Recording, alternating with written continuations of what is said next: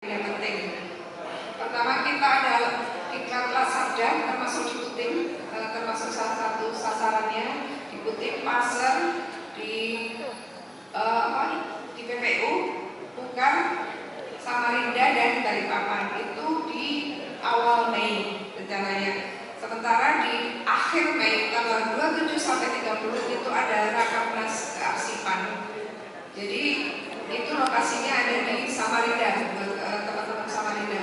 Di bulan Juni Balikpapan menjadi tuan rumah Apeksi nasional.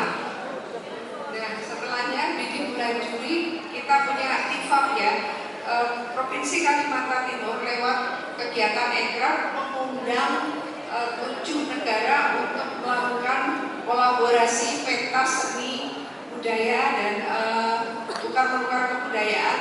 Nah, itu berapa ribu mungkin nanti di bulan Juli ya Pak Awang ya. Nah, di Agustus itu menjadi sebuah agenda besar, yaitu 17-an, itu akan sekitar 15.000 yang nantinya pusatnya pasti di Balikpapan ya, utamanya Balikpapan, Samarinda, dan di ibu kota negara sendiri, utamanya di PPU. Terus di bulan September kita ada kegiatan MTQ nasional, itu kegiatannya di Balikpapan dan Samarinda. Nah, ini menjadi sebuah trigger tantangan tersendiri bagaimana kita bisa menawarkan wisatawan, kita bisa meningkatkan kunjungan wisatawan sehingga produktivitas ekonomi masyarakat itu bergerak secara multiplier efek dan dapat meningkatkan pendapatan dari Provinsi Kalimantan Timur. Untuk itu yang beragama non-muslim dapat menyesuaikan. Al-Fatihah.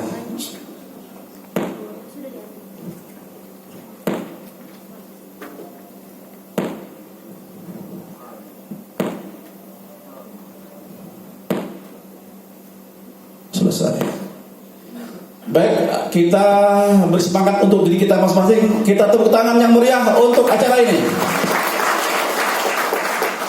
Seperti entertain nih. Co-working space, inkubator bisnis. Tadi Bapak dan Ibu, contoh misalnya lagi Berau. Berau itu sangat kuat di destinasi, gitu ya. Tapi lemahnya adalah di aksesibilitas. Nah, Berau bisa menambah nilai ekonominya dengan apa? Dengan memperkuat Ekraf sebagai unsur komplement. Coba perhatikan di Berau, kapan terakhir tari igal itu dipertontonkan sebagai bagian dari seni pertunjukan? Bukan sebagai bagian dari adat ya Pak? Ya, benar kan? Kalau bagian dari adat kita nggak boleh ngapa-ngapain karena ada unsur ritual yang harus kita hormati. Tapi bagian dari industri wisata, kapan terakhir kita pertunjukkan bahwa igal itu adalah identitas suku Bajau yang membangun Pulau Derawan? Kapan Kak Vera? Kan Kak Vera orang Bajau, orang Derawan. 2 tahun, 3 tahun terakhir ini nggak ada igal dipertunjukkan sebagai seni pertunjukan. Benar Kak Vera? Dia hanya bagian dari ritual. Kalau ritual ini memang konsumennya internal. Perhatikan Bapak dan Ibu, kesenian tradisional kita sebaiknya mulai kita pisahkan antara kesenian tradisional ritual dengan kesenian tradisional yang kemudian kita gunakan bagian dari industri. Karena kalau dia bagian dari ritual, kita harus menghormati proses itu. Tapi kalau dia bagian, kita jadikan bagian dari seni ekraf, maka kita punya peluang untuk menarik nilai ekonomi. Ya kan? Oke. Kemudian dia bisa juga menjadi pusat outreach gitu ya. Bapak dan Ibu, sekarang trennya itu placemaking. Jadi bangunan tua itu diaktifkan menjadi pusat ekraf. Orang bisa pameran di situ, orang bisa kerja di situ. Dan sekali lagi saya sangat menyarankan Bapak dan Ibu, pengusaha ekraf pemula itu magang kepada para pengusaha yang sudah lebih stabil. Karena magang itu adalah mekanisme yang paling aman dan cepat. Jadi punya mentor. Nah, mentornya ditaruh di mana? Itu ditaruh di pusat kreatif. Jadi di pusat kreatif itu ada inkubator bisnis. ada mentor bisnis, ada mentor aircraft berkumpul di situ, kemudian diaktifkan simpul digitalnya.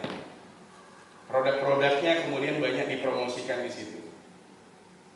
Bapak dan Ibu atau ibu-ibu yang sering nonton film Korea, jadi saya punya kebiasaan tuh nemenin istri saya nonton film Korea. Yang saya perhatikan di setiap distrik di Korea itu ternyata di kecamatan kalau di kita itu ada workshop. Korea itu besar sekali dengan apa? UMKM loh. Ya, kimchi itu mereka sudah sampai produk rumahan tapi memenuhi standar ekspor. Nah, di setiap kecamatan di Korea itu ada workshop, ada studio, disediakan alat foto, disediakan operator. Kalau mau pakai sendiri boleh, kalau mau moto produknya nggak bisa dibantu operator, itu disediakan oleh kecamatan. Itu kan fungsinya Creative Hub. Jadi di Creative Hub itu orang bisa belajar bisnis, orang bisa punya studio, bahkan ada beberapa yang membuat unit produksi di Creative Hub-nya.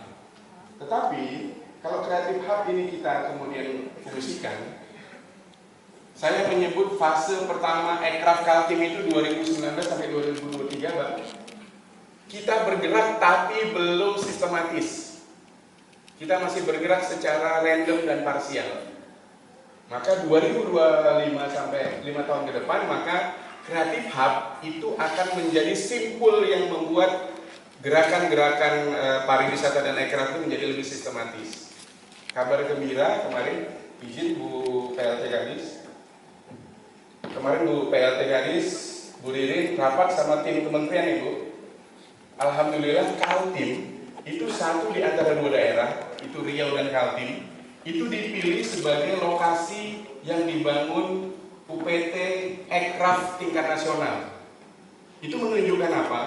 Menunjukkan bahwa kerja-kerja aircraft kita selama 5 tahun terakhir, dokumen kita itu dianggap baik oleh kementerian.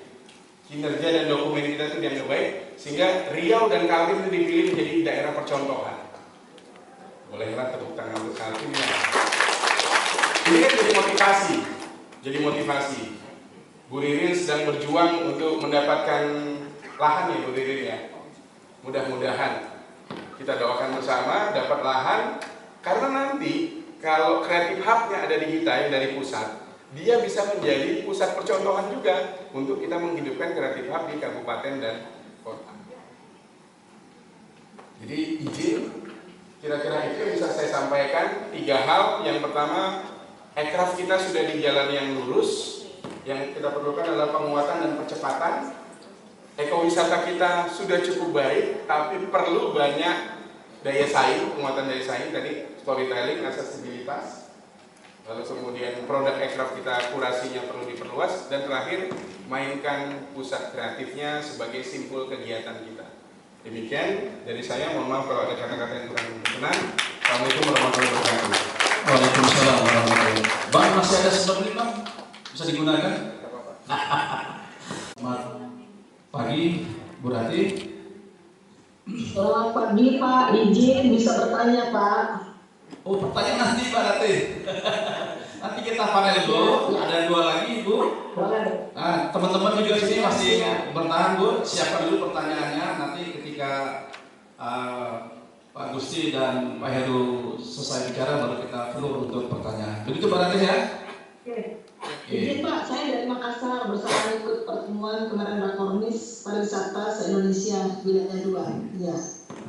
Siap, terima kasih. Berarti karena nanti Balikpapan banyak kesempatan untuk menjadi kota MICE ya, dengan seiringnya kegiatan-kegiatan nasional bahkan internasional yang dihadapkan dengan seksinya IKN. Baik, kita langsung saja ke pembicaraan kedua. Oh ya, perlu saya perkenalkan dulu, terutama di latar belakang pendidikan beliau-beliau ini ternyata Bu, luar biasa semua. Bang Erwin itu doktornya dari IPB Bogor. Ya, kemudian Mas Gusti ini dari Surabaya itu yang terkenal Unair ya. Nah, beliau S2 sana. Kalau Pak Heru ini satu alumni sama Bu Ririn dari Gajah Bu. Gajah Mada. Kalau saya nggak ada, saya biasa aja. Baik, kita langsung saja ke Pak Gusti akan menyampaikan tentang peningkatan daya saing kepesertaan melalui kawasan pariwisata. Kepada Pak Gusti, waktu dan tempat 1 jam. Kita berarti sampai jam 11. Yang merah, tapi ini berdasarkan catatan saja gitu ya.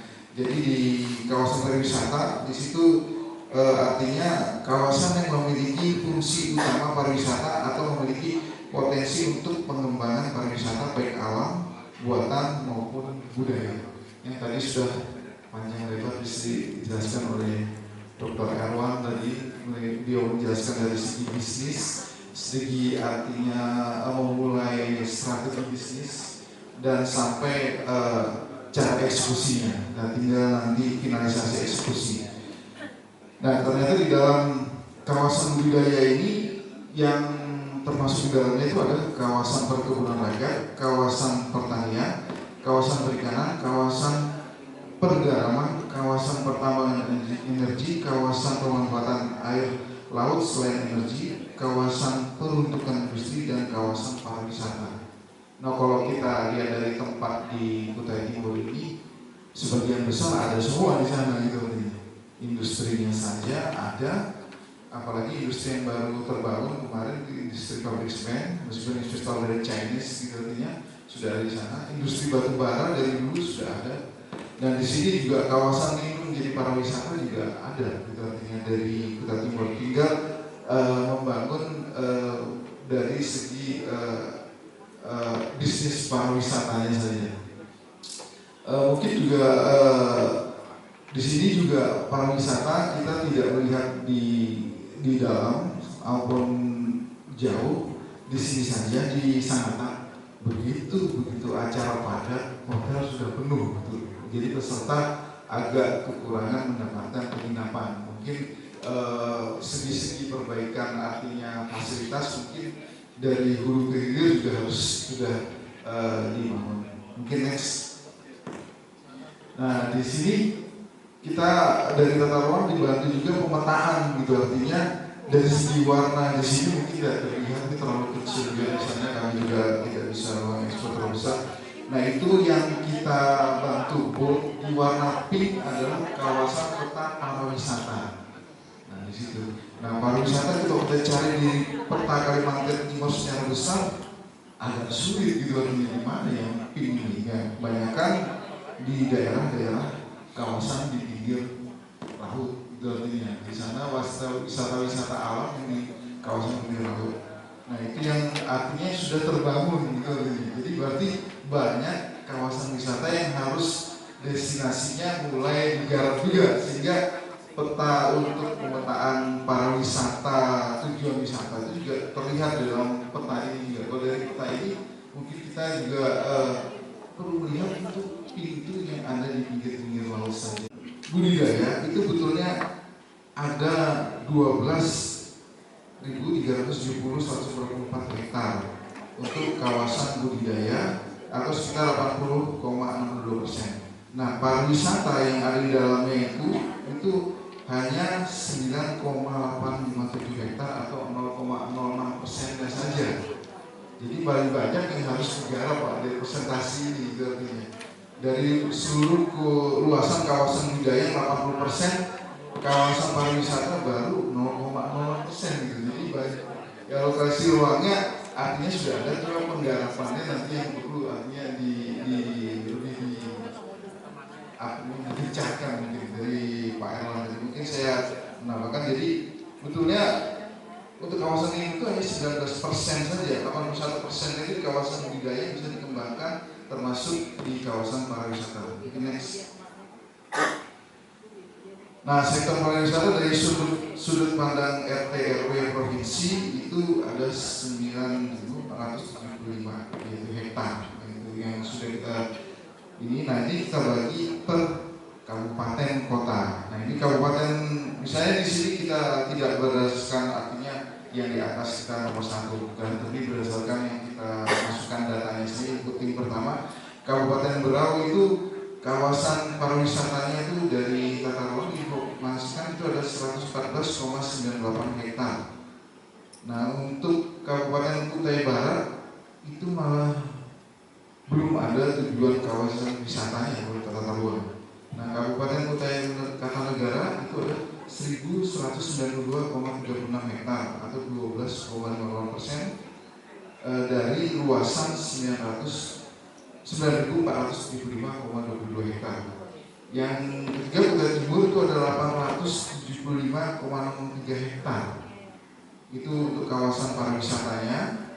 Dan selanjutnya di sini, artinya saya sampai Kutai Timur karena kita berada di Kutai Timur, artinya banyak ruang yang masih bisa dikembangkan dari luasan yang ada di seluruh provinsi Kalimantan Timur yang sudah didata oleh sektor pariwisata dari tata ruang di sini. Mungkin kita next. Nah, indikasi arah zonasi kawasan pariwisata RTW provinsi. Nah, di sini ada kita melihat ada beberapa kegiatan yang diperbolehkan, yaitu kegiatan nomor 1 itu kegiatan pariwisata yang berkelanjutan sesuai daya tarik wisata alam, daya tarik wisata budaya, dan daya tarik wisata buatan. Tadi sudah dijelaskan juga tadi sama Dr. Erwan apa saja tuh yang buatannya, termasuk ekraf tadi turunannya apa saja sudah dijelaskan beliau secara panjang lebar. Nah, kegiatan itu ada 3 poin kegiatan yang diperbolehkan.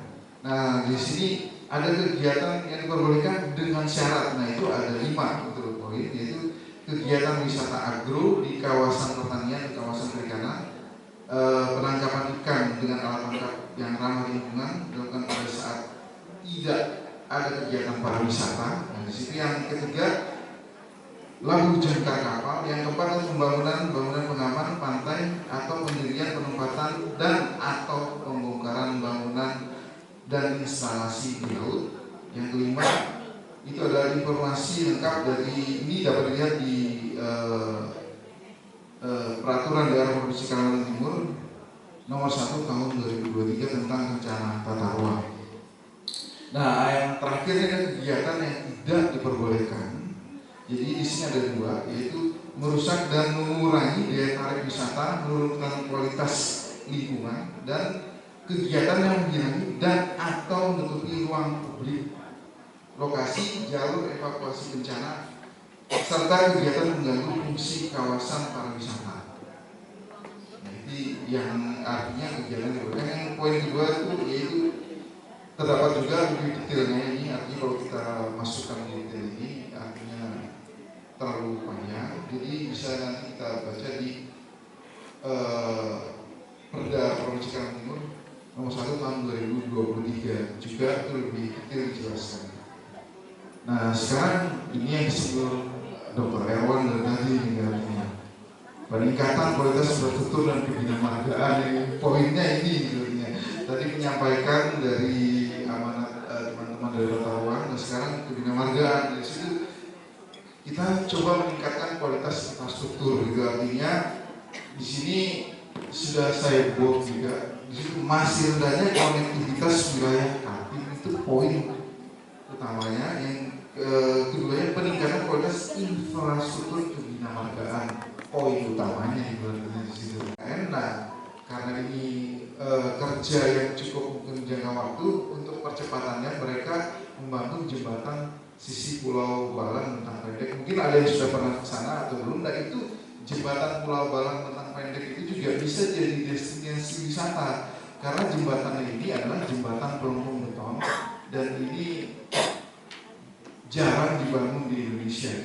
Ini kalau di negara-negara luar mungkin bisa kita temukan jembatan-jembatan konstruksi beton, jadi tidak ada bagiannya seperti ini, itu pelengkung beton. Sekarang pun mudah-mudi artinya dari Penajam Pasar Utara belum dibuka untuk pariwisata, sering artinya melihat sunset di kawasan Teluk Balikpapan. Mungkin nanti kalau ada punya kesempatan ke sana, saya tidak sempat menampilkan gambar di sini, mungkin nanti di lain waktu bisa kita sampaikan gambar-gambar bagaimana pembangunan struktur IKN. Mungkin juga bisa lihat di Instagramnya Indonesia, itu juga ada juga nanti di dalam itu sampai di mana sih mau kawasan IKN, apa saja sih aksesibilitasnya yang sudah dibangun. Nah, itu sudah ada. Mungkin sementara akses itu terbatas untuk PUPR mau dari kementerian maupun dari provinsi untuk masyarakat umum, mengingat juga kawasan pembangunan ini kawasan khusus. Jadi kalau ada terjadi kecelakaan pada masyarakat umum juga nanti pemegang otoritas juga yang nanti harus bertanggung jawab. Jadi bukan ada kerahasiaan, tapi ini adalah keamanan dan kenyamanan pembangunan di kawasan tersebut. Yang ketiga adalah kawasan industri pariwisata di Kabupaten Berau, peningkatan jalan Tanjung Udur Kali Sayang, Jalan Sambunan Kali Sayang, dan jalan menuju Biduk-Biduk dan Labuan Cermin. Ini semuanya sudah fokus dibangun di provinsi, Pak. Sudah 3 tahun yang lalu. Mungkin kalau ada yang sudah bangun di sana, udah oh enak ini, logo GM-nya udah nggak sakit pinggang lagi, gitu. Kecepatan kendaraannya sudah bagus, mobil ikannya udah pada ngebut semua, masyarakatnya udah pakai sepeda listrik semua di sana. Jadi pengembangan, jadi memang kata Dr. Ewan, betul, kalau jalan bagus, penduduk setempat juga merasakan gitu. Jadi tidak ada kemacetan lagi dari Karyawan Batubara yang menurunkan penumpang lagi di jalan yang rusak. Sekarang semuanya sudah tertata, terstruktur. Mudah-mudahan dalam jangka panjang ini juga terpelihara juga mungkin di situ. Jadi kalau ini secara panjang lebar saya tidak akan jelaskan karena ini sudah terfokus saya jelaskan di awal tadi mengenai jalan kawasan ini, dan kita sekarang akan fokuskan di daerah Karangan. Dan yang ketiga itu kawasan perbatasan. Ini pembangunan jalan tadi Ujung bilang jalan membangun Nongpahangai juga. Ini sangat perbatasan, mungkin jarang orang juga ke sana di arah Kutai Barat. Ini juga tidak semua kontraktor juga bisa bekerja di sana. Karena juga artinya tidak semua tenaga kerja bisa bertahan dalam hutan. Makanya ini dikerjasamakan swaklola dengan TNI untuk bekerja di sana dengan peralatan, karena prajurit ini tahan banting Pak, tanpa mengeluh, tanpa boleh pulang. Kalau komando Islam kerja aja gitu. Mungkin itulah yang artinya sedang dilakukan pemerintah provinsi di kawasan-kawasan pedalaman. Sekarang juga APBN masuk di sana juga di daerah kawasan-kawasan ini, jadi berbagi link saja sehingga cepat selesai Pak di kawasan pedalaman yang belum terjamah di kawasan Kutai Barat. Dan di sana juga pembangunan jembatannya juga sudah dilaksanakan juga di kawasan membangun Nongpahangai gitu. Mungkin lanjut.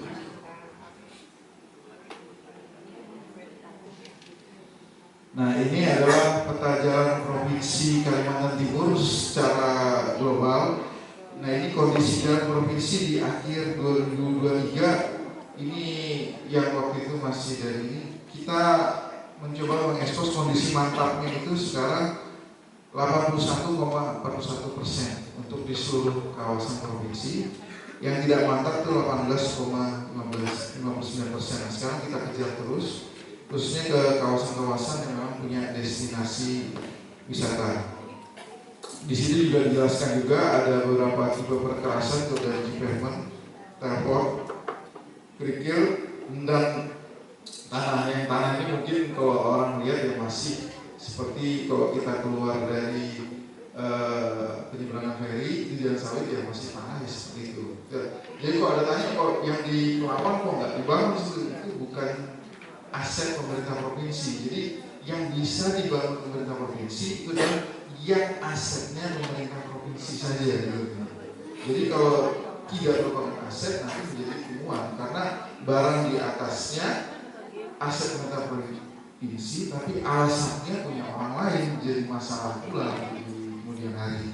Jadi mungkin kadang masyarakat bertanya ini kenapa sampai sini aja gitu.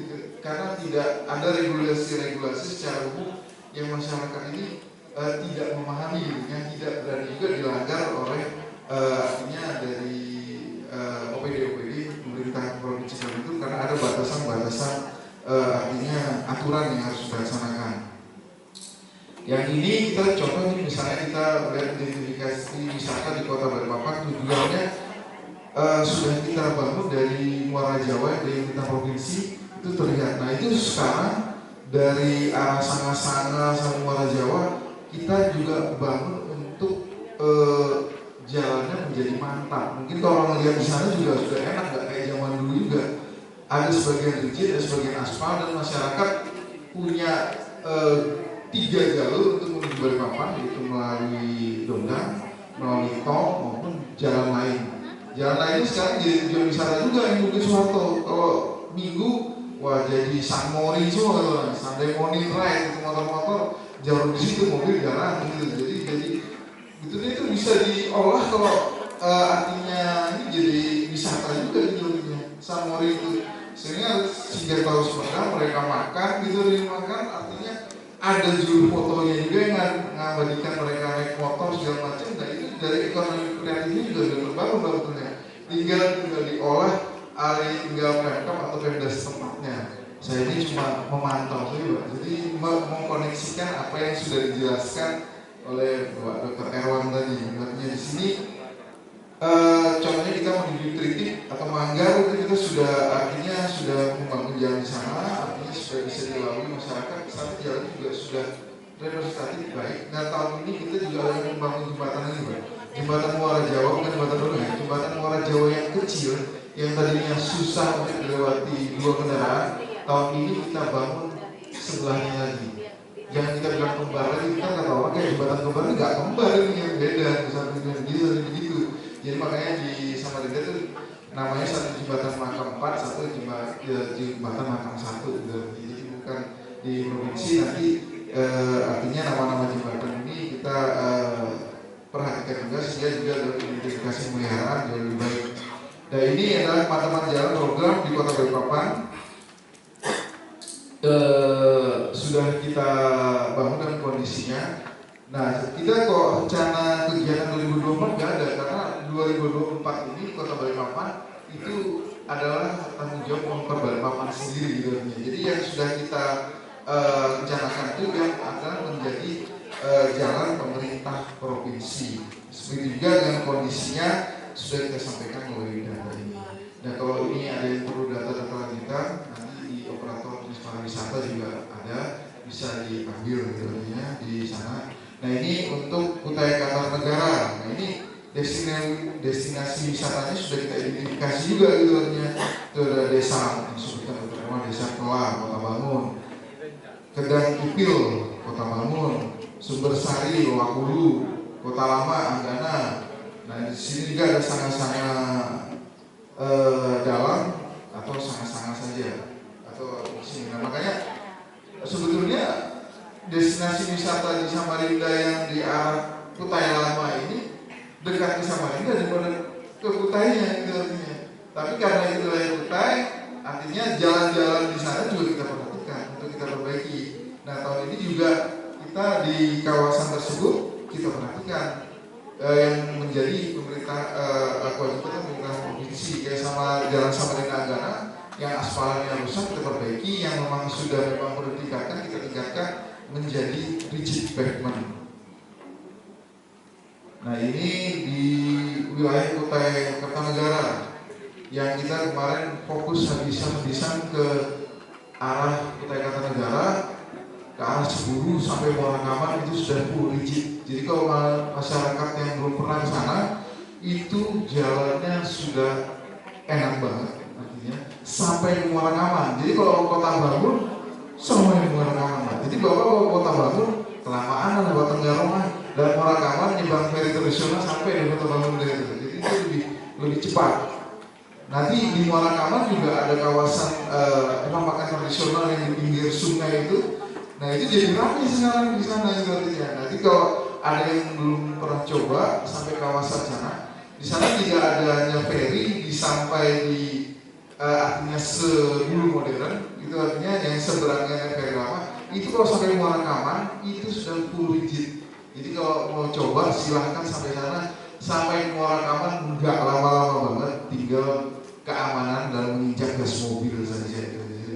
Karena di sana full rigid sudah, jadi masyarakat tinggal.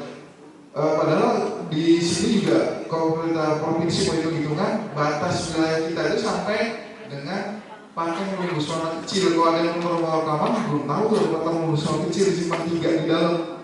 Panteng Hulu Buswana dalam di Simpang 3 sebelumnya ke arah Tenggarong di dalam ada lagi. Nah itu batas wilayah pemerintah provinsi, tapi kita sudah koordinasi sama Kukar, mereka tidak mengganggu sana, itu dikerjakan oleh pemerintah provinsi sampai ke arah Muara Kaman. Jadi Muara Kaman sudah enak banget, gak usah Muara Kaman, kita lihat sungai seberangnya udah Kota Bangun gitu. Kalau mau cepat Kota Bangun ya seberangnya naik ferry gitu. Jadi di Kota Bangunnya juga kita lagi memperbaiki infrastruktur jalannya juga, Pak.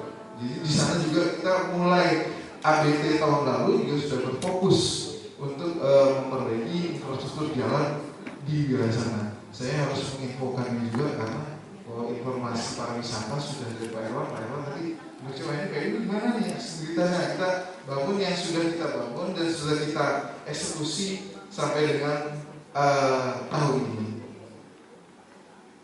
Lanjut ini di Kota Samarinda.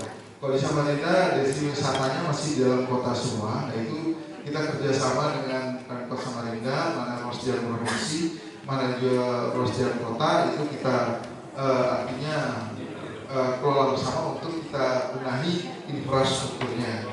Nah kawasan wisatanya kalau di Samarinda itu ya wisata budaya Pampa, Kelurahan Kecamatan Samarinda Utara, Kampung Tenun di Samarinda Seberang, dan Kampung Ketupat di dekat Masjid Samarinda Seberang juga. Nah ini aktivitasnya juga kita sudah bangun ke arah sana untuk diperbaikinya di wilayah-wilayah yang terjadi longsor segala macam sudah kita fokuskan untuk kita perbaiki.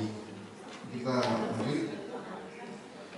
Ini program Kota Samarinda juga ini kita ada program di Jalan MT Haryono, Pangeran Surinata, Nusirewa Ismail, Batu Besaung, batas Samarinda Simpang 3L2, kita bangunnya juga Bandara PT Pronoto yang kita sampaikan tadi.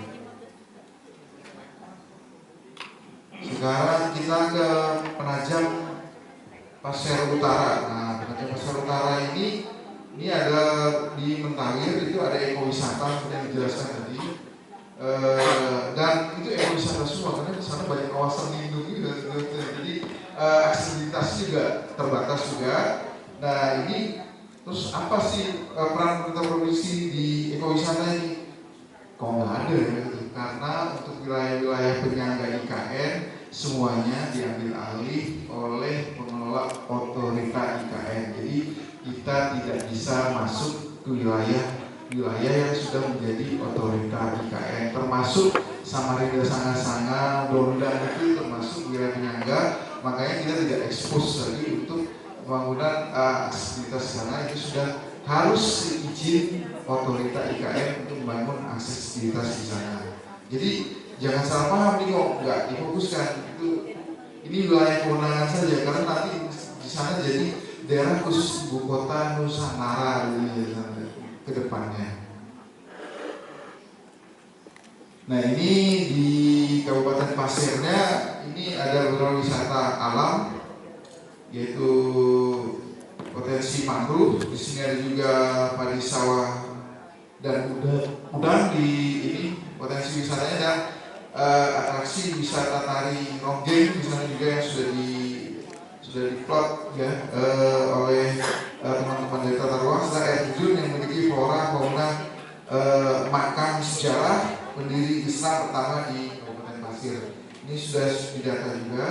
Nah ini aksesibilitasnya kita yang bangun adalah Jalan Janju Simpang 3 Jone, itu Janju Jone ke Pondok Baru. Nah ini nanti yang sudah kita bangun mulai beberapa ini sudah ada dananya juga situ, baik kegiatan pelebaran jalannya juga. Mengingat itu salah satu daerah penyangga IKN yang tidak dikelola IKN, yaitu kita artinya masuk karena anggaran di sana. Itu Keluang, Lolokoso, Sangkuriman dan Tanah Priuk. Kita juga di sana akan kita fokuskan, mungkin belum kita anggarkan di tahun ini. Nah sekarang ini di Montang, nah ini yang disinggung oleh Bapak Wali Kota sampai ke Batas Surau, karena di sana banyak wisata air yang dimiliki oleh potensi-potensi daerahnya. Nah di sini kita sudah artinya melihat beberapa potensi wisata yang sudah diplot oleh teman-teman Tata Ruang, yaitu wisata petualangan, wisata seni budaya, dan wisata edukasi yang di Bontang. Wisata baharinya tuh wisata kuliner, wisata seni yang di Bontang juga yang wilayah timur. Nah ini aksesibilitasnya ini terbagi dua, ada wilayah pemerintah Provinsi Kalimantan Timur, ada wilayah Balai Besar Jalan Nasional. Nah ini kita sudah berkoordinasi juga khususnya pada PPK 22 dan 23. Makanya kalau kita lihat jalan dari Bontang Sangatta sampai ke Bengalon sampai ke Kaubun itu sudah terasa lebih nyaman karena kerjasama PPK dari Balai Besar Nasional dan PPK pemerintah provinsi itu bersatu padu membenahi ruas jalannya masing-masing untuk ke arah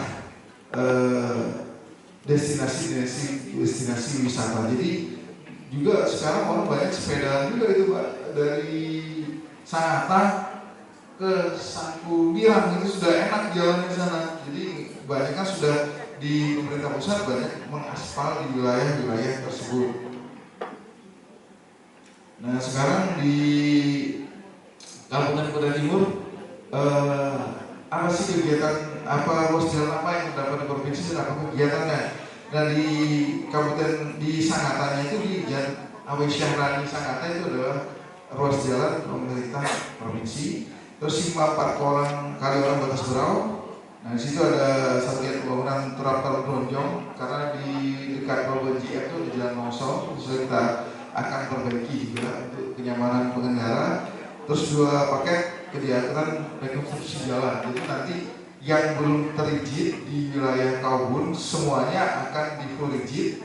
Terus sisanya dananya akan dibangun ke arah Karangan. Nah ini kalau di Kabupaten Berau kita sudah mendestinasi ini, tapi ini mohon maaf ini operator kita agak miss tadi menunjukkan destinasi wisatanya kok yang diplot ditaruh Kota Balikpapan di sini Berau. Nanti kita perbaiki juga, saya sudah membaca juga karena ini besar jadi kita tidak perbaiki, tapi saya sudah ngecek langsung ke sana, artinya ke Labuan Cermin, ke Lamin Guntur, semua jalan sudah bagus. Ke Lamin Guntur sebentar banget kan udah di aspalnya mulus, jalannya sepi gitu. Kalau ada yang belum pernah ke Lamin Guntur mau boleh ke sana. Itu nggak kalah pemandangannya seperti di Bali. Di sana juga ada Lamin Guntur ekologis, di sana juga ada artinya sudah ada cottage juga mesra juga bangun cottage juga di sana di Lamin Guntur. Jadi di sana Lamin Guntur sudah sangat nyaman lah untuk sana, cuma memang industri mendukungnya belum ada. Kalau kita cari tempat makan representatif dari Guntur ya susah, kan usaha sendiri dari kota karena yang kedua jaringan telekomunikasinya nggak ada signal di sana. Jadi kalau kita ke sana meskipun jalan bagus harus prepare juga kalau bannya bocor atau segala macam. Sebenarnya kita manggil orang untuk minta bantuan juga agak lumayan PR juga karena dari telekomunikasi juga belum ada jaringan Telkom maupun Indosat yang sampai ke sana. Kalau ke arah Berau, artinya kita juga memperbaiki juga seperti tahun lalu baru selesai. Sekarang ada jembatan Sambaliung, jadi istana Sambaliung dan perkereta apian secara nomor Pak ya. Iya, kita nanti 2026 sudah ada kereta api atau gimana nanti Bapak? Atau nanti ada perubahan nomenklatur ya. Silakan Pak Heru, teman-teman juga dicatat nanti sebagai sebuah pertanyaan. Menarik tadi Bang Erwin mengungkapkan bahwa kita banyak ongkos di transportasi saja. Nah, sebagai pertanyaan ini bisa dijawab oleh Pak Heru Santosa yang mewakili dari Dinas Perhubungan Provinsi Timur yang akan membahas tentang Sapras Perhubungan untuk dukungan ke pariwisata. Kepada Pak Heru kami sediakan waktu sampai 1 jam ke depan, jam 11. Terima kasih Pak Awar. Jam Pak. Sampai waktunya sampai jam 12. Sangat lama. Silakan Pak. Mohon izin bisa berdiri Pak ya. Izin Bapak itu kalau lama nggak berdiri, oke juga. Salu ini. Bismillahirrahmanirrahim. Assalamualaikum warahmatullahi wabarakatuh. Ibu PLT Kadis Provinsi yang kami hormati, Bapak Ibu anggota Komisi 2 DPRD Provinsi yang kami hormati, para narasumber, moderator dan budaya, kawan saya, dan Bapak Ibu semua hadirin yang mohon maaf tidak bisa kami sebut satu persatu yang kami hormati dan kami banggakan. Yang pertama, mohon izin saya ditugaskan untuk mewakili Bapak Kadisub, karena memang kayaknya dalam minggu ini padat full Bu ya, kayaknya kerja yang sebelum Ramadan, jadi semuanya ini full. Jadi mohon izin untuk menyampaikan apa yang menjadi program kerja Dinas Perhubungan dan beberapa hal yang mungkin bisa kami sampaikan dalam Rakornes Pariwisata ini. Beliau menugaskan saya. Karena ini sudah jadi pagi menjelang siang, kayaknya sudah pada juga ngantuk. Mungkin izin saya nyampaikan pantun dulu ya, biar nggak ngantuk. Ini yang nyuruh Pak Awang, yang nyuruh Pak Awang. Pergi ke sana naik taksi. Singgah sebentar membeli ketupat. Mohon izin saya menyampaikan presentasi, semoga bermanfaat. Terima kasih Bapak Ibu. Jadi kami coba untuk menyampaikan jadi sesuai dengan materi yang diberikan dari panitia, bersinergi membangun Nusantara melalui peningkatan daya saing pariwisata dan ekonomi kreatif. Tadi narasumber pertama Pak Erwin juga sudah memaparkan terkait dengan kontribusi ekraf terhadap PDRB Kalimantan Timur, dan salah satu yang saya catat dari beliau tadi terkait dengan dukungan para wisata terkait dengan aksesibilitas dan konektivitas saja. Juga ternyata biaya transportasi yang betul-betul tadi mencapai 45% lain. Jadi spendingnya banyak di jalan banyak. Apalagi kita memang sering mampir-mampir, sukanya kan mampir ya, jadi belanjanya di jalan banyak gitu. Baik, next. Jadi mungkin outline atau table konten mungkin bisa nanti kami sampaikan. Pertama, kami mulai dari tujuan dan sasaran registra Dinas Perhubungan, kemudian arah kebijakan RKPD di 2025, kemudian ada beberapa program prioritas yang sudah, sedang dan akan kami laksanakan, dan yang terakhir terkait dengan sarana dan prasarana sektor perhubungan yang tentunya bisa mendukung terkait dengan program pariwisata di Provinsi Kalimantan Timur. Next. Baik, jadi next.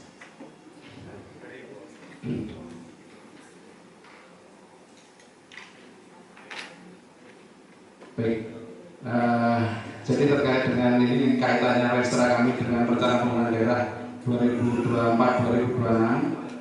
Jadi tujuan rencana kami sudah jelas, meningkatkan kualitas dan ketersediaan infrastruktur perhubungan untuk mendukung perekonomian dan pemenuhan infrastruktur dasar di Kalimantan Timur. Tentunya di sini mendukung perekonomian, juga di dalamnya tentu mendukung dalam sektor pariwisata.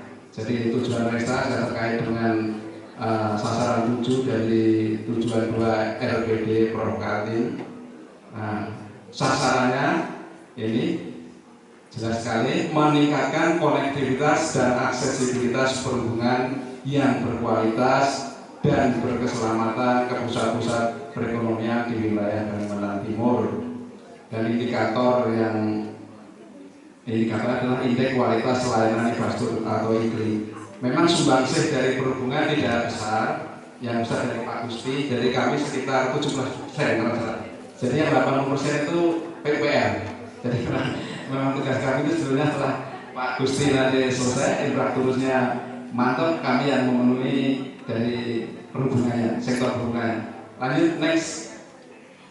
Nah, jadi ini dari tujuan, sasaran, ini kita ampu ada 3 program yang mengampu, program penyelenggaraan lalu lintas dan angkutan jalan, program pengelolaan pelayaran, dan program pengelolaan perkeretaapian. Jadi yang disebut Pak Awan tadi memang kereta apinya benar, tapi sebenarnya di kami itu bidangnya pengembangan dan perkeretaapian. Jadi dalam hal ini pengembangan transportasi baik moda darat, laut maupun sebenarnya mau udara juga, walaupun kemenangan tidak ada, tapi masih ada keterkaitan dengan program udara.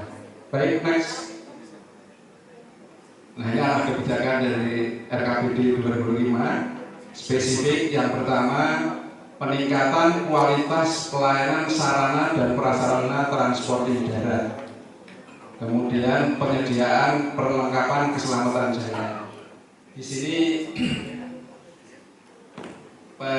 penyediaan perlengkapan keselamatan jalan itu khususnya di jalan provinsi. Jadi dari Pak Gusti tadi, dari jalan provinsi yang sudah disiapkan oleh PUPR, tugas perhubungan menyiapkan perlengkapan jalannya terkait dengan keselamatan. Itu bisa meliputi pemasangan marka, guardrail, rambu-rambu, kemudian ada juga penerangan jalan umum, itu kategorinya masuk pada perlengkapan keselamatan jalan. Kemudian di sektor perhubungan, arah kebijakan kita terhadap peningkatan pelayanan pelabuhan atau dermaga yang menjadi kewenangan provinsi. Next, program prioritas. Nah, ini Bapak Ibu, dari program penyelenggaraan lalu lintas angkutan dan program penyelenggaraan lalu lintas dan angkutan jalan. Yang pertama, pemenuhan fasilitas keselamatan di jalan provinsi. Jadi panjang jalan provinsi saat ini sekitar 938,sekian kilo sesuai dengan penetapan dari Gubernur di tahun 2023. Jadi Pak Gusti sudah menyampaikan juga ruasnya yang nambah Pak Gusti ya, dari 34 ruas menjadi 63 kalau salah, nanti ada datanya. Nah, inilah tugas kami di program penyelenggaraan lalu lintas dan angkutan jalan, memenuhi fasilitas-fasilitas keselamatan yang memang di ruas-ruas jalan provinsi yang belum lengkap. Artinya tugas kami memang bertambah juga dengan banyaknya ruas dan ada ruas-ruas baru. Ini menjadi program prioritas untuk dipasang fasilitas keselamatan, dari mulai dari ada rambu, marka, guardrail, fasilitas keselamatan, penerangan jalan umum dan lain-lain. Kemudian manajemen rekayasa lalu lintas di jalan provinsi.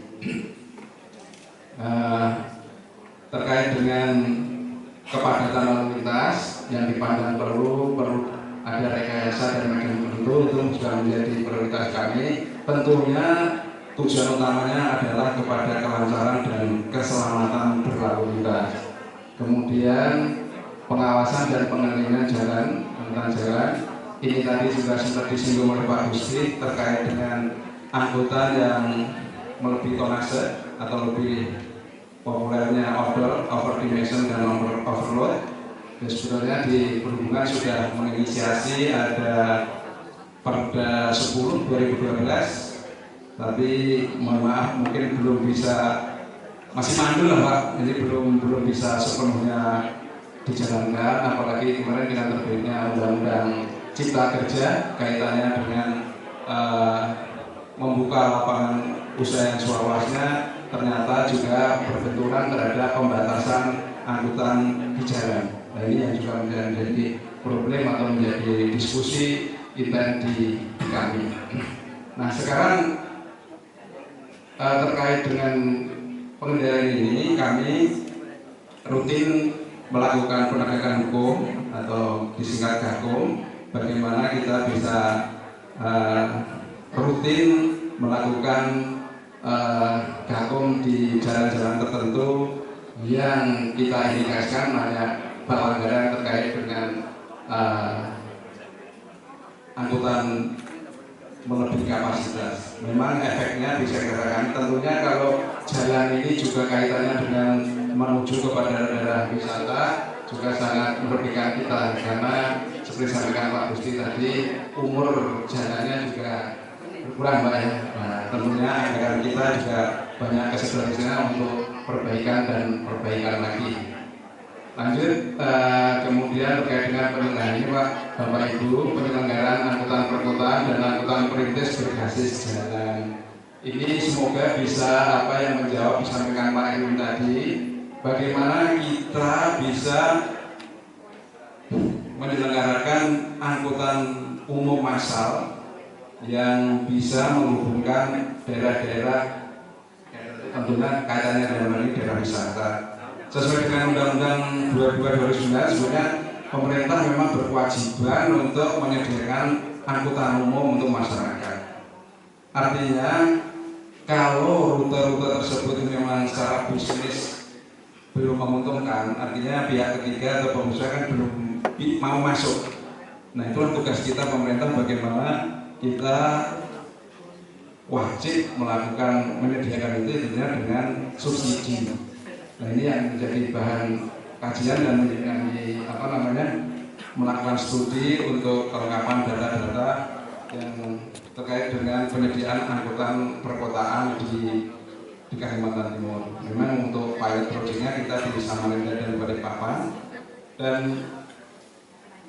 intinya bagaimana masyarakat ini bisa tertarik untuk naik angkutan umum sehingga penggunaan kendaraan pribadi bisa berkurang, kemacetan di kota tentunya bisa berkurang, kemudian polusi juga kalau kendaraan yang beroperasi lebih sedikit tentunya polusi dan bisa dikurangi dan bisa mengurangi dampak-dampak negatif dari kepadatan di jalan.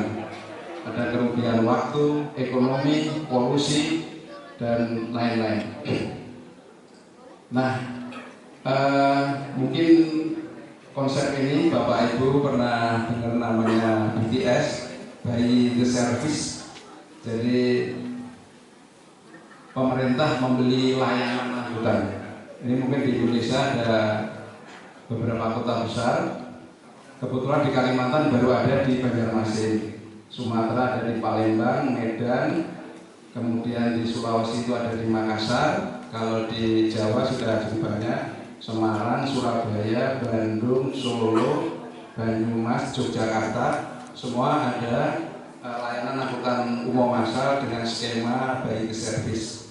Artinya penyedia anggaran bisa APBN, bisa APBD, bisa APBD kota ataupun kolaborasi. Jadi yang sudah terjadi kalau di Jogja itu ada 2, teman bus itu yang disediakan APBN dan Trans Jogja itu yang disubsidi oleh APBD. Mungkin untuk ilustrasi memang cukup besar Bapak Ibu, jadi kami pernah studi ke Jogja. Dari 120 miliar anggaran di Jogja, itu yang 80 miliar untuk subsidi angkutan umum. Jadi luar biasa, 2/3-nya itu untuk subsidi, yang 40 miliar itu untuk belanja pegawai dan lain. Makanya ceritanya kalau untuk perjalanan dinas dia sulit ini. Kalau kita kan masih alhamdulillah perjalanan dinas lancar ya. Banyak lancar. Jadi inilah ini menjadi program kami. Jadi untuk tahun ini kami melakukan studi terkait dengan ini untuk naskah akademik penyelenggaraan angkutan perkotaan Samarinda Kutai Kartanegara. Ini saat ini sudah kami lakukan itu untuk pilot projectnya.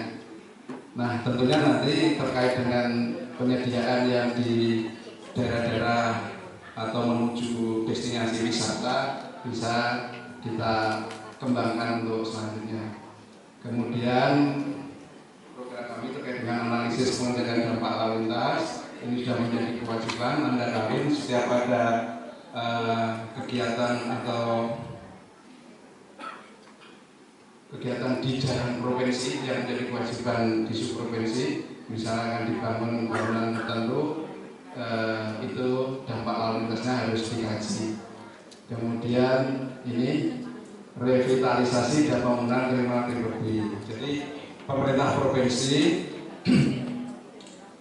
mempunyai kewenangan terhadap pengelolaan terminal tipe B yang melayani angkutan angkutan antar kota dalam provinsi. Jadi Pak, selamat datang Pak.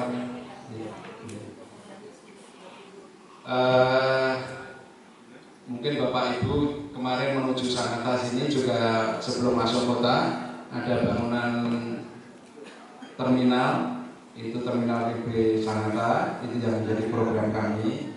Jadi program terkait dengan revitalisasi simpul-simpul transportasi darat khususnya terminal TB itu menjadi program terkait dengan perencanaan desainnya di PPU di Kutai Barat sudah mulai kita berdepan. Tentunya tujuannya untuk bagaimana simpul transportasi jadi bisa tersedia dengan bagus, layanan transportnya nanti kita kembangkan sehingga mobilitas orang itu bisa lancar, integrasinya juga terbentuk, integrasi antar moda, perpindahan orang dari moda satu ke moda lainnya juga melalui simpul transportasi yang sudah representatif.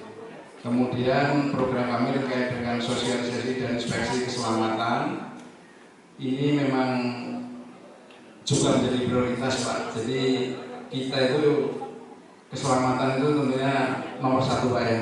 Jadi keselamatan nomor satu. Inspeksi keselamatan itu terkait dengan prasarananya maupun sarananya. Jadi inspeksi keselamatan, contohnya jalannya juga kita lakukan inspeksi dan sarana itu armadanya. Kita melakukan rancek pemeriksaan keselamatan kendaraan, misalnya diantaranya dari kelengkapannya, spionnya, fungsi remnya dan lain-lain, safety belt, tentunya itu semua ada kita lakukan inspeksi tentunya untuk menuju pada keselamatan yang kemudian terkait dengan kegiatan pelajar pelopor. Nah ini kita juga bagaimana kita menyadarkan masyarakat untuk paham terhadap keselamatan berlalu lintas. Kita mulai dari pelajar. Ini kita lakukan kegiatan ini seperti lomba, jadi dari kabupaten kota nanti naik ke tingkat provinsi dan provinsi naik ke nasional. Kami di daerah tentunya harus mensinkronkan program-program khususnya kereta api dengan program nasional. Jadi kami di Dinas Perhubungan sesuai dengan kewenangan sudah menyusun rencana induk perkeretaapian provinsi. Rencana induk perkeretaapian provinsi yang menghubungkan pusat kegiatan wilayah maupun dari PKW ke PKW, kemudian kegiatan wilayah ke pusat kegiatan lokal itu sudah selesai di tahun 2023. Tahun 2024 kami lanjutkan itu menyusun pra studi kelayakan untuk trase layanan Samarinda ke Kutai Kartanegara. Itu kita lakukan di tahun ini. Memang di dalam perencanaan kereta api itu sangat panjang Pak tahapannya. Jadi dari rencana induk, pra-FS, FS, kemudian larak untuk pindahan tanah, baru detail engineering, DED baru izin prinsip untuk penyelenggaraan. Memang panjang dan tentunya investasi biaya tinggi. Ya. Ini di dalam kajian pra-FS ini tentunya sudah mengkaji masalah financial analisisnya sudah kita kaji apakah kelayakannya seperti apa. Tapi perlu diketahui bahwa sekelasnya LRT di Jabodetabek pun masih disubsidi. Jadi kereta api di Kalimantan tentunya juga memang dari subsidi pemerintah pasti ada. Jadi yang demand-nya cukup tinggi, bukan cukup ya, sudah sangat tinggi di Jabodetabek pun masih dilakukan disubsidi oleh pemerintah. Lanjut next. Baik Bapak Ibu, jadi untuk gambarannya terkait dengan sarana dan prasarana perhubungan yang ada di Kalimantan Timur yang tentunya bisa sebagai pendukung untuk pengembangan pariwisata Kalimantan Timur. Yang pertama prasarana transportasi darat, lanjut. dari Bapak Ibu tadi yang sudah disampaikan di awal, sudah ada penetapan Gubernur Kaltim terkait dengan ruas jalan yang menjadi kewenangan provinsi. Memang ada perubahan. Next. Nah, mohon maaf kecil ya. Jadi saat ini itu ada 938, sekian kilometer, yang sebelumnya itu 895, jadi ada kenaikan 40 km sekian, tapi luasnya 2 kali lipat, dari 34 ruas menjadi 63. Nah, ini yang menjadi perwakilan dari 8 kabupaten kota. Yang tidak ada itu di Mahulu dan PPU banyak, tidak ada di PPU dan di Mahulu. Mungkin PPU sekarang banyak masuk ke jalan nasional. Nah, ini juga yang saya sebut di depan tadi, program-program kami di jalan-jalan utamanya di jalan-jalan provinsi dulu, tapi tidak menutup kemungkinan jalan kabupaten kota selagi ada intinya koordinasi administrasi yang mendukung. Lanjut. Nah, ini terkait dengan trayek AKDP. Jadi bagaimana kita tadi menyediakan atau mewujudkan aksesibilitas maupun kualitas angkutan untuk masyarakat. Jadi untuk gambaran, saat ini trayek AKDP, angkutan antar kota dalam provinsi yang sudah ada izinnya itu ada 31 trayek. Tapi ternyata hanya 19 yang beroperasi. Jadi betapa tadi dari 31, 19 dari 12 itu berarti kan secara hitungan pengusaha untuk bisnis belum Pak.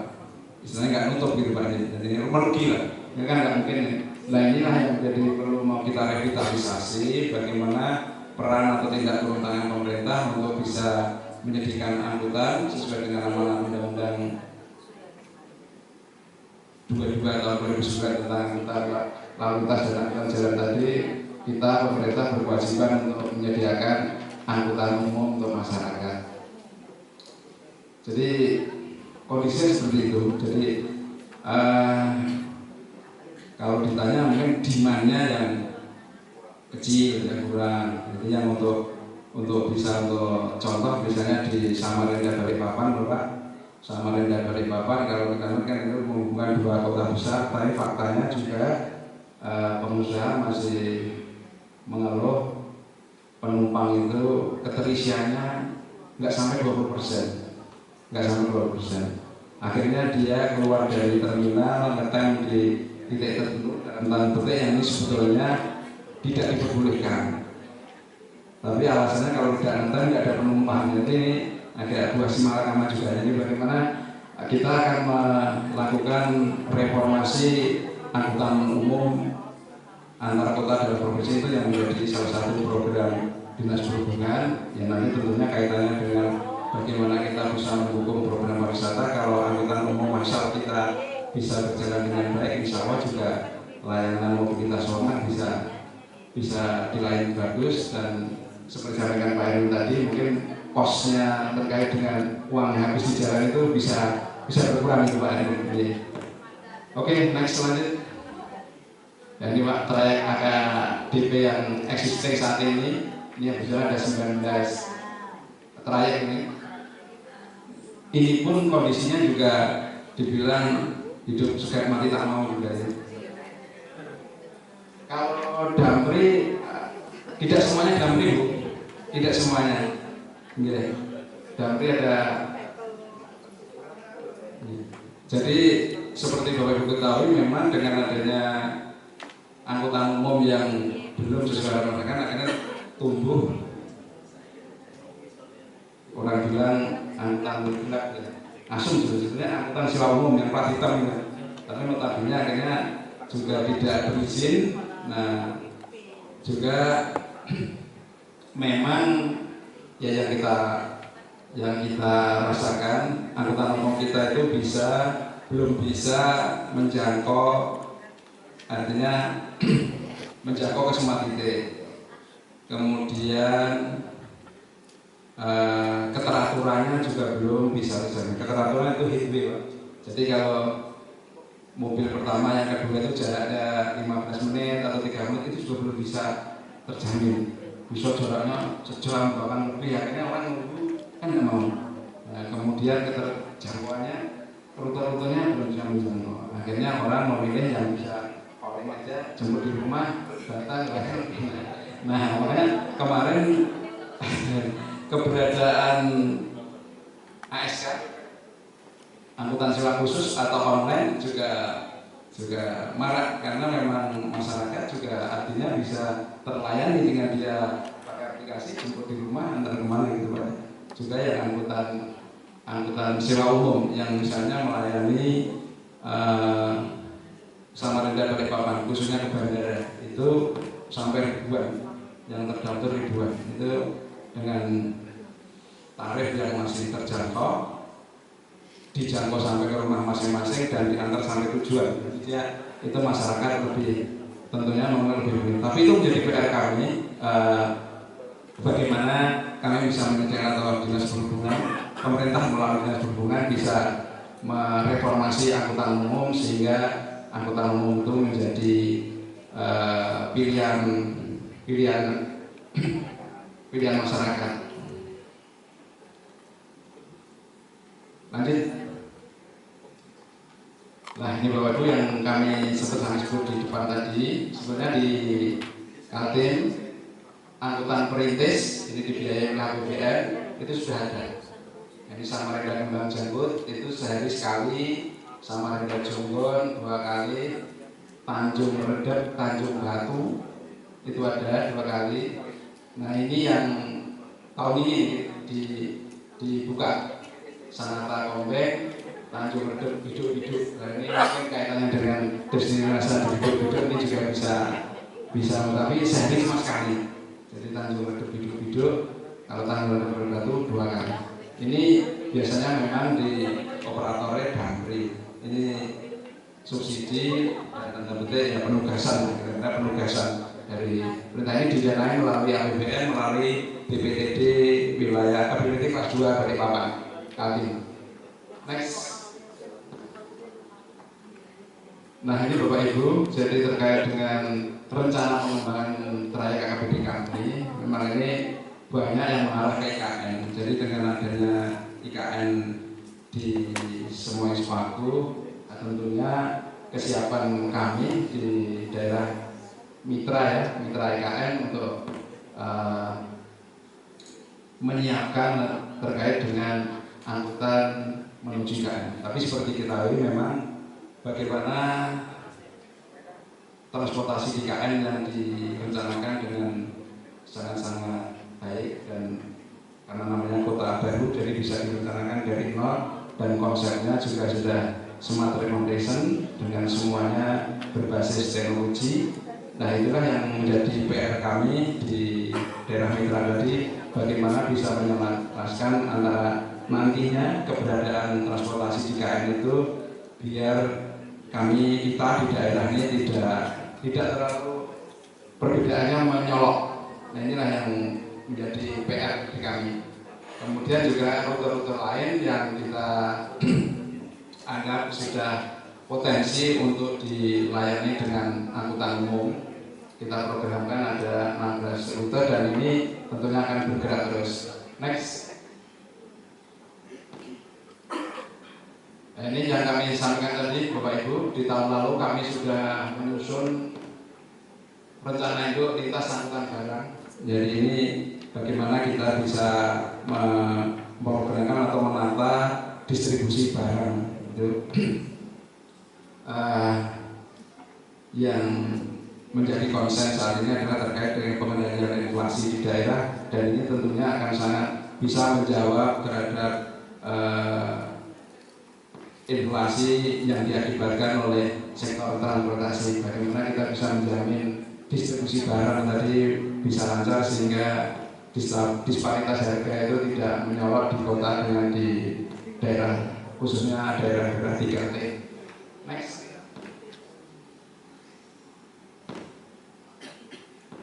Nah, ini Bapak Ibu, pemerintah provinsi punya kewenangan dalam mengelola terminal tipe B. Untuk diketahui di Kaltim itu terminal tipe A ada 2, di Batu Ampar Balikpapan dan di Samarinda Seberang. Ini yang minggu lalu diresmikan oleh RI1, itu terminal tipe A Samarinda Seberang. Ini yang sudah direvitalisasi oleh Kementerian Perhubungan dan sudah dioperasikan. Tapi juga ada PR juga Pak, ini terminal sudah bagus, tapi bagaimana angkutan umum yang masuk itu juga belum mengembirakan, belum banyak. Ini ya, yang PR kita bagaimana mengembangkan angkutan umum sehingga simbol-simbol teravansiasi yang sudah dibangun dengan baik tadi bisa berdaya guna dengan baik. Nah, untuk di provinsi ada terminal Sungai Kunjang. Ini tahun depan sudah 2025 sudah ada anggarannya di Lempake, di Botengaron, Buntang itu dibangun tahun kemarin. Sanata ini tahun 23 dan dilanjutkan tahun ini. Kemudian di Bero, Pasir, Kutai Barat di Pasir ini sudah pekerjaan tanah sudah dilakukan. Kutai Barat tahun ini kita lakukan detail engineering desainnya. Next. Nah, ini juga terkait dengan pengembangan dengan rencana induk lalu lintas angkutan jalan tadi, kita mengidentifikasi perlunya beberapa terminal sebagai simbol transportasi dasar yang harus diwujudkan untuk memperlancar lalu lintas angkutan darat tadi yang melayani antar kabupaten kota dan provinsi yang menjadi kewenangan provinsi. Next. Oke, lanjut terkait dengan prasarana. Baik Bapak Ibu, ini sarana pendukung pariwisata. Saya yakin Bapak Ibu di Dinas Pariwisata lebih paham. Ini ada beberapa kapal yang melayani wisata untuk Samarinda Kutai, kemudian Kutai Kupang, Gibar, Mahulu. Nah, di sini kami berkewenangan untuk menerbitkan izinnya. Kewenangan kami ada di izin yang melalui lintas kabupaten kota. Sejauh ini semuanya bisa lancar asal persyaratannya bisa terpenuhi dengan baik. Next.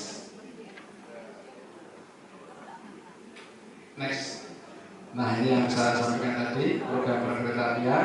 Yang utama nanti dari DCKA ini akan terkait dengan mewujudkan kereta api yang mendukung IKN dari Bandara sampai IKN.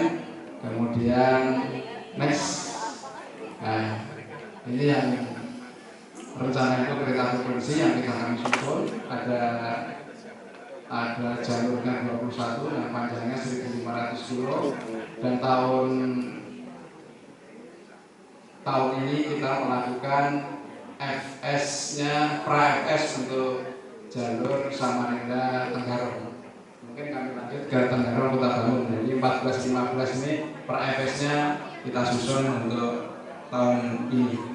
Nah, Bapak Ibu, terkait dengan penyelenggaraan kereta api sebetulnya memang bisa juga dilakukan perpaduan mix dengan kereta untuk wisata seperti yang terjadi di Pare-Pare Makassar itu juga sekarang dikombin untuk wisata. Karena kalau bicara demand untuk angkutan penumpang biasa juga masih belum bisa. Kalau untuk kombinasi dengan barang tentunya harus ada komoditasnya. Untuk informasi Bapak Ibu terkait dengan program kereta api juga di Kalimantan Timur ini ada proyek strategis nasional terkait dengan pembangunan kereta api logistik yang diprakarsai oleh swasta, ini PT Bayan Resource, Batubara, perusahaan Batubara. Jadi saat ini sudah pra-FS-nya sudah selesai. Proses izin prinsip pembangunan ke Pak Gubernur sedang berjalan, sudah diajukan. Jadi rutenya dari Tabang menuju Santan, Marangkayu Pak. Itu kurang lebih 175 kilo untuk angkutan batubara sesuai dengan analisa kemarin itu angkutan kurang lebih targetnya 70 juta ton per tahun. Dari Tabang ke Santan Pak. Nah, jadi 175 kilo itu melewati 3 kabupaten, Kukar, Kutim, yang terakhir Bontang. Karena yang crossing jalan nasional itu Bontang, yaitu menyusuri taman nasional karena menghindari Taman Nasional. Jadi dia bisa efisien waktu. Kalau pakai jalur air itu 3 hari 3 malam baru sampai Muara, sampai kan kalau ini 3 jam dengan kecepatan 60 km per jam, jadi 3 jam sudah bisa sampai ke pelabuhan di Santan. Jadi targetnya sebetulnya kemarin sebelum Oktober sudah ada bikin pergantian RI1 kira-kira itu sudah bisa bikin. Jadi saat ini izin prinsip pembangunan memang kanal lintas kabupaten kota dalam provinsi itu ada di Pak Gubernur Sulawesi Selatan, sekarang dalam proses. Kalau kami ngecek karena terkait dengan penerbitan rekomendasi dari Dinas Perhubungan, sebenarnya semua dokumen sudah terpenuhi. Berikutnya dari Pak FS dia akan memasukkan FS baru nanti penyiapan lahan, terus baru detail engineering design. Dan sesuai dengan paparan mereka, memang potensinya untuk angkutan masih sangat-sangat secara finansial itu masih sangat layak gitu. Baik, Bapak Ibu, kami lanjutkan next. Nah, ini Bapak Ibu terkait dengan sarana prasarana udara, walaupun penyelenggaraan udara tidak ada kewenangan di provinsi, tapi keterkaitannya masih juga ada terkait dengan kita di daerah ini masih terus diajak komunikasi atau koordinasi oleh kementerian. Next. Ini bandara yang ada di Kaltim, ada 7 bandara umum yang beroperasi, 2 bandara khusus dan 4 bandara yang sedang direncanakan untuk dibangun. Dari 7 bandara umum ini, yang paling besar itu SAM, itu dioperasikan oleh PT Angkasa Pura, dan yang 6 semua dioperasikan oleh Kementerian Perhubungan melalui unit penyelenggara bandara udara UPBU. Nah, saat ini yang di Samarinda, Klaten Nonto sudah naik kelas menjadi UPBU kelas 1. Kalau yang Bero sama UPBU kelas 1 juga, tapi produksi penumpang movementnya Samarinda lebih tinggi. Nanti ada datanya. Jadi Balikpapan, APT Pranoto, ini adalah Melalang, Data Dawe, Mio Baru itu di Kongbeng, ini Lakter, ini kelasnya itu landasan terbang, belum bandara. Ini semua sekarang diterbangi oleh Perintis, nanti ada datanya. Jadi Tanjung Bara ini di Sanata, itu bandara khusus, KPC yang operasikan, di Buntang itu bandara khusus, Cibada. Besar itu ini Bapak Ibu, Ujoh bilang di Makamulu, kemarin di Rakortek dan di Surabaya, ini juga didorong untuk menjadi prioritas nasional karena memang kriterianya sangat memenuhi atau detail oleh 3T dan dokumen teknisnya semua sudah lengkap dari lahan, DED, kajian lingkungan, penetapan evaluasi semua sudah siap. Ini ready untuk dibangun. Bahkan sebetulnya tahun lalu diperjuangkan, provinsi pun sudah menganggarkan untuk membantu di pembangunan sisi darat, tapi akhirnya dialihkan ke yang lain. Kemudian di VIP sudah berjalan karena ini proyeknya IKN, ini ada di IKN, dan untuk bandara kenegaraan. Kemudian di Pasir ini dokumennya sudah lengkap dan sebenarnya ini melanjutkan. Dulu pernah stop di tahun 2011 kira-kira, akhirnya direview kembali. Sekarang sudah siap Pak, sudah ready sebetulnya. Tinggal ini skema pembiayaan juga sudah disusun, misalnya skema KPBU, kerjasama pemerintah dan badan usaha juga sudah dipresentasikan di Bappenas. Ini tinggal dukungan dari pusat. Kemudian Longapari ini juga sudah, tapi prioritasnya ke Ujoh Bilang. Kemudian di utara ada Bero dan Maratua, ini yang mendukung pariwisata di Maratua. Saat ini sudah dilayani Perintis. Next. Ini Bapak Ibu, ya, sebagai gambaran aja ya, SAM memang 20, 21, 22, 23 itu trennya movement penerbangan sudah naik. Jadi efek pandemi kemarin di sektor udara memang luar biasa. Jadi kontraksinya mencapai 80% kalau analisa dari Kementerian Perhubungan. Hari ini kita rasakan penumpang turun drastis. Provinsi maupun kota, kabupaten, se-Kalimantan Timur. Saya izin menyampaikan kaitannya dua hal. Yang pertama, dalam pengembangan perencanaan pariwisata Kalimantan Timur. Kita di Kalimantan Timur tentunya dalam pengembangan ini perlu berkelanjutan. Kaitannya dalam pengembangan ini, Riparda, Ripda, kota, provinsi kita sudah memiliki. Namun kalau kami lihat dengan Riparnasnya dari kementerian bahwa kita belum masuk dalam LOKPRI, lokasi prioritas. Nah, kemarin kami diskusi bagaimana IKN ini dijadikan parameter sehingga kami di kabupaten kota bisa mendapat bantuan dalam pengembangan pariwisata ini. Kemudian yang kedua, bahwa dalam pengembangan desa wisata seperti tadi sudah diskusi, memang dipersiapkan semua desa wisata kabupaten kota untuk ikut di dalam anugerah desa wisata. Namun di kegiatan lain diharapkan ada sertifikasi desa wisata. Mungkin ini lebih kepada pendampingan kami kabupaten kota di dalam sertifikasi destinasi wisata tersebut. Kemudian yang berikutnya kaitannya dengan pengembangan ekonomi kreatif. Di Kemenparekraf ada 35 kota kabupaten yang telah ditetapkan sebagai kota kabupaten yang sudah dinyatakan kota kreatif maupun kabupaten kreatif. Nah, hal ini kaitannya dengan talent Pemda tadi disampaikan oleh Pak Erwin, kabupaten kota dalam penyusunan tersebut perlu ada mungkin dalam bentuk perda kota kabupaten kaitannya dengan Undang-Undang Ekonomi Kreatif nomor 24 tahun 2019 tersebut, sehingga kami di dalam peningkatan pengembangan ini khususnya izin kami Kota Balikpapan sudah ditetapkan sebagai kota kreatif. Namun apa yang harus kami lakukan kaitannya dalam pengembangan IKN ini?